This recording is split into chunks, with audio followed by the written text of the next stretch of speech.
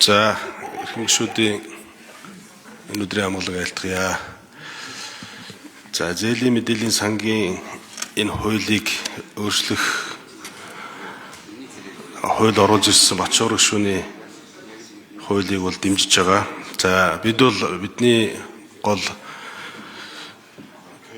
зорилго бол ялангуяа эдийн засгийн байнгын хорооны гишүүдийн одоо байнга ярьдаг энд зээлийн хүүг бууруулахад юу хийх ёстой вэ гэдэг дээр олон ажлуудыг ярьж ажлын хэсгүүд эхнээсээ гарч байна. За Саранзан болд гишүүнээр ахлуулсан зээлийн хүүг бууруулах улсын их хурлын одоо өмнө нь гарсан тогтоолын хэрэгжилтийг хянах ажлын хэсгийг Саранзан болд гишүүнээр ахлуулж гаргасан. За тэгээд Бачуур гишүүнээс дахин асууя, энэ зээлийн хүүг буурна гэдэг дээр бол одоо бид бол итгэлтэй байгаа. Тэгээд энэ мэдээллийг одоо онооны систем шилжүүлснээр олон одоо хүндрэлтэй асуудлууд шийдэгдэнэ гэсэн юм хүлээлтүүд байгаа. За тэгээд танд бас олон удаа хэлжсэн хар цагаан жагсаалтаа салгаад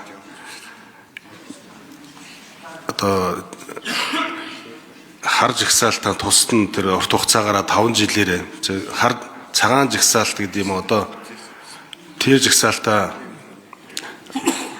одоо арай бага хугацаагаар ингээд яаж болохгүй юу? Энэ дээр одоо Монгол банкнаас дараагийн хууль хизээ орж ирэх вэ? Бачуур гишүү энэ дээр одоо ямар бодолтой байна? Монгол банк бас ямар бодолтой байна? Энэ хуулийг бас өөрчлөх шаардлага бол байгаа. Дараагийн өөрчлөлт одоо хизээ орж ирэх вэ? За тэгээ Монгол банкнаас бол тэтгэврийн зээлийн хязгаарлалтыг 3 сарын 7-нд хийсэн. Сая бас гишүүд хэлж байна. Тэгээ энийг одоо 6 сарын хэдэнд өөрчлөх вэ? За энд бол иргэд сонгогчдоос бол маш их асуулт гомдол ирж байгаа. Тэгээд энэ дээр нэг дөрвтойхон хариулт өгөдөхөө. За мэдээж одоо бас их хурлын гишүүд шууд нөлөөлж болохгүй байх. Тэгээ мөнгөний бодлогын зүйлүүд дээр байгаа. Тэгээд энэ дээр бас нэг бодиттой тодорхой бас баримжаатай хугацаа хариулт хэлээч.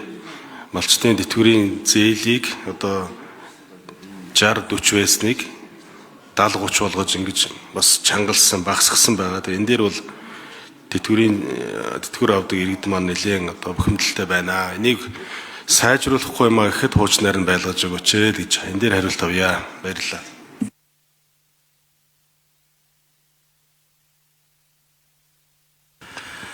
За асуултанд хариулъя.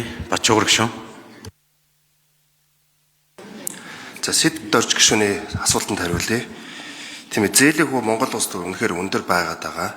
Түүнтэй холбоотойгоор судалгаа хийхдээ бол нийт зээлийн хүүг 100% гэж бодвол 63% нь бол их усрын зардал, нэгсний хадгаламжийн хүү байгаа. За энэ үн дээр бол шууд одоо инфляц гэх мэтлэн суурь макро эдийн засгийн нөхцөл байдалтай холбоотой болохоор нэг маневр хийх хэцүү. Гэхдээ үлдсэн 27% нь маневр хийж болж байгаа. Жишээлбэл бол эрсдэл нь бол 15% гэж байгаа хүнийх нь. Мөн үйл ажиллагааны зардал нь 22%. Тэгэхээр энэ онооны системтэй болсноор эрсдлийн бууралж нь 15% дээр нь тодорхой хэмжээний одоо тохиргоо гэж болно. Мөн одоо урсгал зард болон 22% дээр нь бас тодорхой хэмнэлт хийж болж байгаа. Яагаад гэвэл нөө эдийн засгч ч одоо 2-7 хоног судална гэх мэт зүйл байхгүй одоо шууд оноон дээр нь суурлаад тэгээд зээл нь олгоно. Латин Америкт яг үүнтэй холбоотой судалгаа хийсэн байлээ. Өмнө нь бол 2-7 хоног зээл олгодог гэсэн бол энэ онооны системд шилжснээр 0.6 хоног нэг өсний ажлын өдөртөө олгож эхэлж байгаа. Зээлийн шийдвэр нь. За зээлийн хүү энэ онооны системтэй холбоотойгоор бас буурсан 28 орны судалгаа байгаа юм. 2004-өөс 2019 оны хооронд энэ онооны систем рүү шилжснээр зээлийн хүү дунджаар 3.2-оос 3.8%-аар буурсан тийм тооцоо гарсан.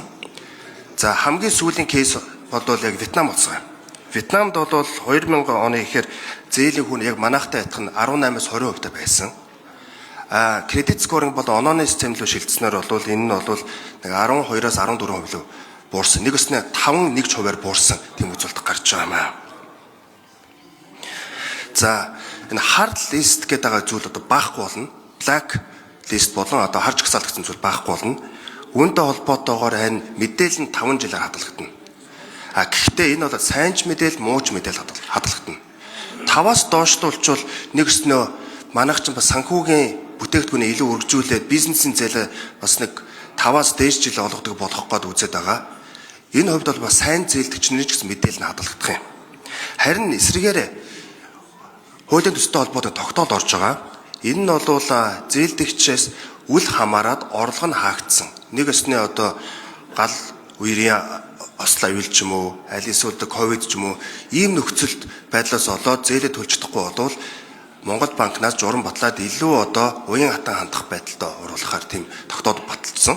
Харин эсрэгээр хөгжлийн банкны зээл, дээрээс нэмээд засгийн газрын тусгай сангийн зээл авсан болвол тэр байдал нь юм уян хатан байд хандах орохгүй гэж байна. Яагаад гэвэл засгийн газрын мөнгө гэдэг чинь татвар төлөгч мөнгө, улс орны одоо татвар төлөгч гэдэг чинь энэ мөнгөдөө харьцаж байгаа улсууд илүү хариуцлагатай